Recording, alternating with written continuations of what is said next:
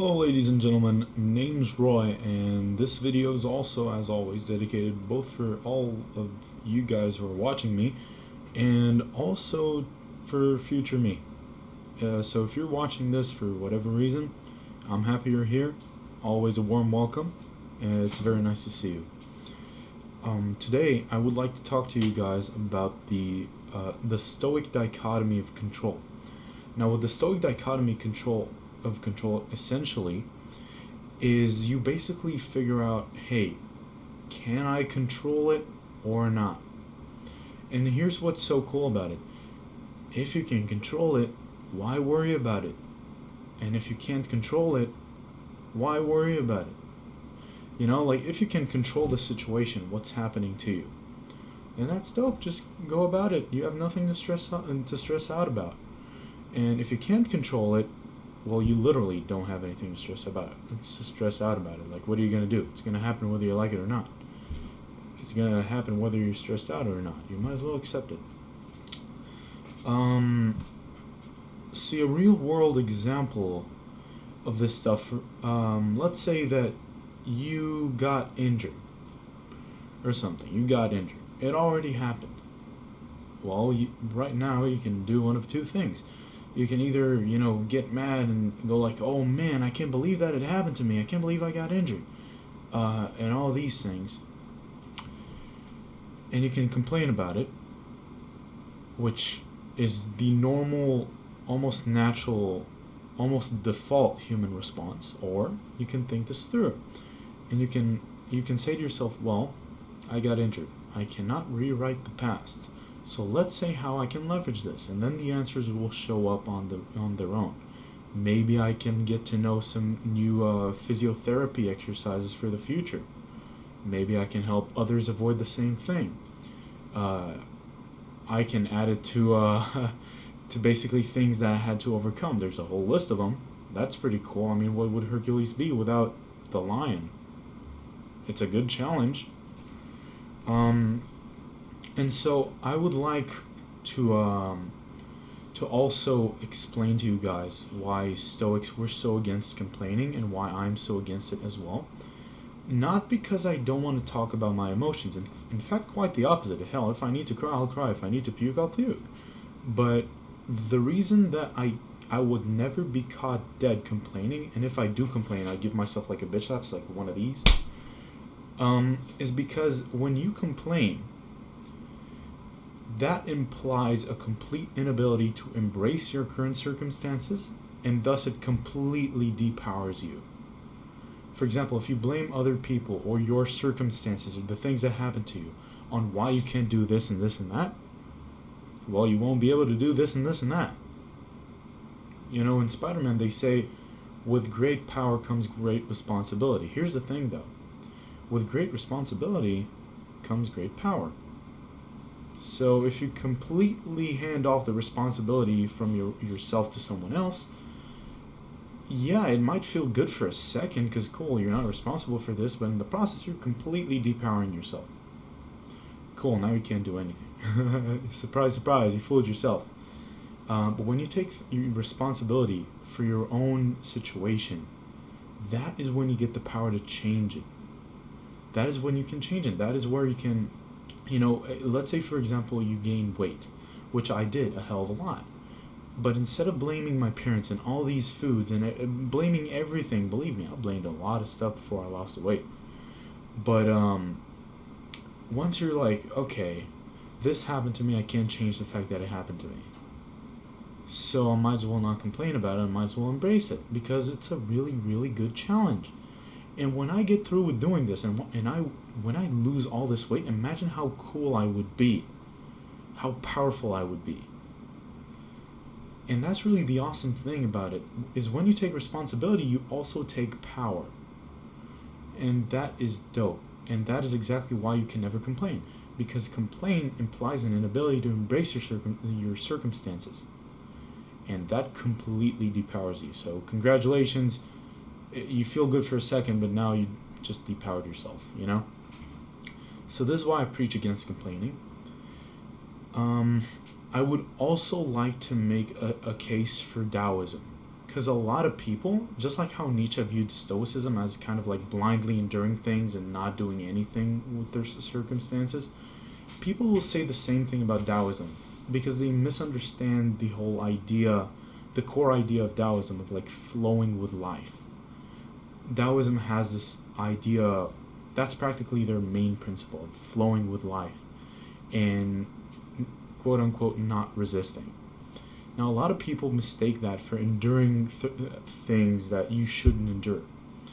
And I've seen this video on YouTube where there are two guys. One is a Taoist, a believer in the philosophy, and the other is a guy who asks him, very rightfully so, if there were Nazis and they were about to kill you, would you resist? And the guy, of course, replies, yes. And the video was supposed to highlight how inefficient Taoism is, but it completely misunderstands and misrepresents what Taoism is all about. See, when you look at it closer, and when you analyze the two philosophies, the Stoic philosophy and the Taoist philosophy, you realize that they're the exact same. They're the same coin, they're just different sides of it. Here, I'll illustrate. Stoicism and Taoism. Watch. See, the Stoics, I don't know if you can see that. The Stoics, they preach to only control what you can. They say that strength means to only controlling what you can. And the Taoists, they agree and they expand on this sentence and they say, and let go of what you can't. It's literally the same philosophy but inverted. It's the same thing. You basically control what you can, but don't forget to let go of what you can't. So for example, with my mom's death, I can't control that she went. I can't control that she died. But I could only ever let go of it. Because if I continue to think, oh man, I couldn't save her. Yeah, man, I couldn't. Real strength, audience, and dear me, real strength is in controlling what you can, but letting go of what you cannot. But it doesn't mean blindly enduring horrible circumstance. Now, I do want to use this dichotomy to sort of make a case, not exactly against, but why I'm really not into politics. That's because in politics, as an individual, yes, it's a quote-unquote, it's a democracy. You do have some power, but the thing is that the control that you hold and the power that you hold is so unbelievably minimal compared to the mind space that it takes from you. As in, like, at the end of the day, you get to vote only like once a year. And that's the only time where you can express your power as an individual. And even then, like, your power has so little leverage because, you're one individual and there are like 6 million of you, at least where I live. There are millions of you. So not only do you have very little power, but you also have very little opportunity to display this power as like a voter. And again, I gotta tell you, I'm not into politics whatsoever. I really don't care about all the public figures, and I don't care about the news either. No offense, obviously, but so basically, you as an individual has very, very little power here. You do have some power, but it's very, very minimal. And the window where you can express that power is also very minimal. It's like once a year.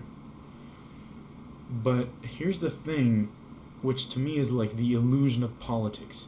A lot of people, thanks to outlets such as the news and stuff like that, they end up thinking about it 24/7. So they think 24/7 and let it affect their lives. They think 24/7 about something that they can't really control. And that is literally what the Stoics preach against, completely against, which is completely valid, because, what are you going to do about it? So I created this ratio. I call it the control to mind space ratio. I call it the Stoic ratio.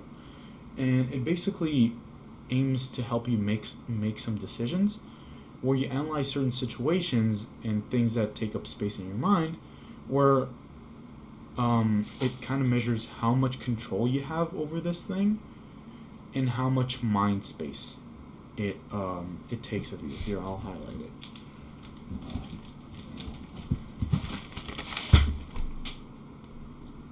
Control to mind space. So basically, the more control you have over the thing, and the more mind space it can take. But the less control you have over this thing, the less mind space you can allow it to take. This is why I can't stand politics, because a lot of people, you're gonna see a lot of very bitter people, especially older people, because they're really into politics for whatever reason. You're gonna see a lot of bitter people think about politics and, oh, the president or the prime minister and all these horrible things and what is he doing, but us Stoics know that at the end of the day, since we don't have a lot of control as an individual over these things, it's not worth our mind space, because like, what are we gonna do about it? So you can either do something about it, I don't know, make a movement or go and protest. You can definitely go and do that, but you have to think about whether it's worth all the effort. Which to me, quite frankly, I have a lot of things going on in my life. The bodybuilding, I don't want to allow anything more into my life. So if you want to do, basically, if it bothers you that much, do something about it. But if you're not going to do something about it, shut up about it and don't let it bother your mind space. Don't let it take up any space up there, because you're not going to do anything about it. And if you will, then you'll have to think if it's worth the effort. And if it is, go do it. And if it's not, okay, don't. Then just don't let yourself think about these things. Think about something else. Something that you have more control over. For example, what you eat, when you train, what you do with your time, not what all these other politicians are doing, stuff that you can't really have any sort of a say in it, because that's really counterproductive. Like, cool, you now have something completely negative occupying your entire mind space for absolutely no reason whatsoever. And that is really the sort of the Stoic dichotomy of control at play here in modern times. So that's basically it, man.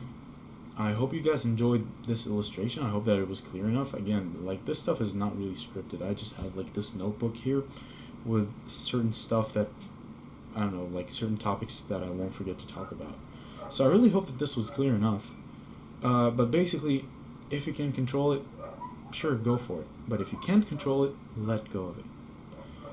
And don't just blindly endure. This has nothing to do with neither Stoicism or Taoism. Hell, I'd even argue that Nietzsche was a closeted Stoicism and just didn't really understand what the philosophy was all about, but that's a video for another day. Anyhow, I'll see you guys later. Future me, as always, obviously, as you can tell, I'm here for you, or else I wouldn't be making these videos. And yeah, I'll see you guys later. Have a really good one. Peace.